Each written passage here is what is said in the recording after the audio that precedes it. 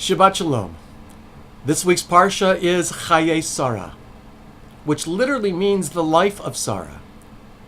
But of course, the Torah is speaking euphemistically, because the beginning of the Parsha speaks of the death of Sarah and the attempt of Avraham to find a proper burial place for her. The beginning of the narrative is V'tamot Sarah beKiryat Arba. And Sarah dies in Kiryat Arba, V'hi Chevron be'eretz Canaan, which is the city of Chevron in the land of Canaan. V'yavo Avraham lispod leSarah v'livkota. And Avraham comes to eulogize Sarah and to weep for her. And it's from here that we learn what the core of a Jewish funeral service is.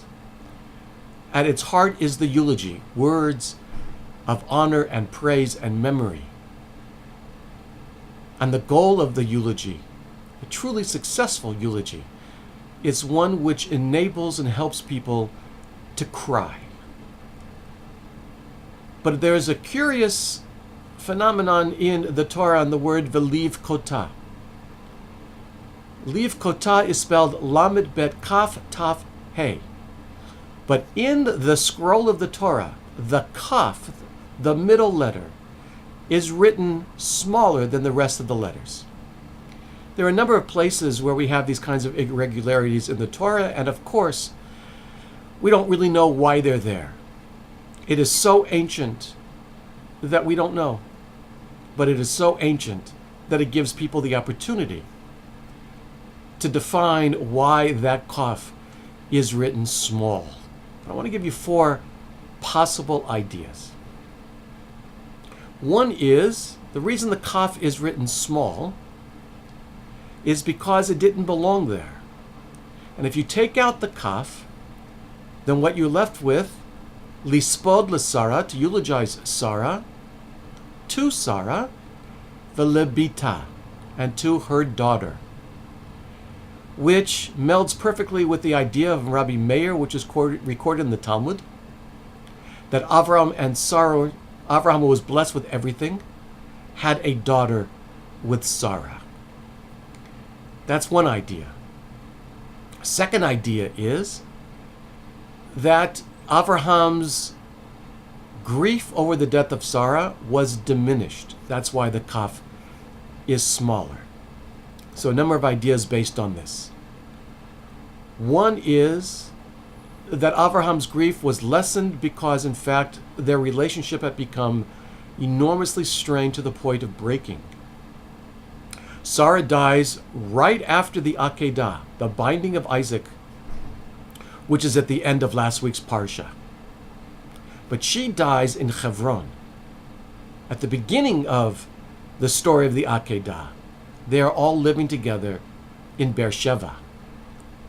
And Avram has to come from Beersheba to Chevron to bury and eulogize Sarah, which means that Sarah died of a broken heart when she realized what her husband was going to do to her beloved son, and she left Avraham, and therefore their relationship was strained. Possibility, but not the most uplifting. A second idea is that there is a tradition that the Akedah took place on Yom Kippur, which means that Sarah was buried, if we do the math of the calendar, on the morning before the evening that began the festival of Sukkot, which means that there was almost no Shiva for Avraham. And therefore, his weeping, which is understood to be the first 3 days of the 7 days of Shiva, the intense period of mourning, was cut off by the Yontif. And therefore his crying was diminished. Another idea, one that I really favor, is why was Avraham's weeping diminished? Not because of strains in the relationship, not because of Yontif, not because Avraham didn't love Sarah. On the contrary, One of my teachers, who was a great rabbi, Rabbi David Aronson, once said that when you lose something precious, like a diamond ring, the greater the value, the greater the mourning, and the greater the loss.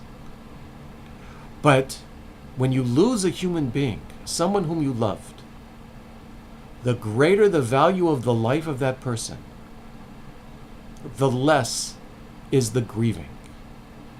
I'm not suggesting that there is no weeping. Of course there is. But it hurts so much more to lose someone who at the end of their 120 years, we can look back and see they wasted their life, that they contributed little to the world around them and to the people in their lives. But if someone lived a life like Sarah Imenu, a life where every day she contributed to the well-being of the world, where she demonstrated kindness and compassion every single day, then at the end of her 127 years, we can see in Avraham sadness, loss, but at least comfort in knowing that his wife lived a life of such quality. May we be so blessed that when we go, people cry, but they also laugh in joy, feeling blessed that we were in their lives. May that be the legacy of Sarah. May that be the lesson of Sarah's life. Hayyei Sarah. Shabbat Shalom. May you have a Zis and Shabbos, and I'll see you in Shul.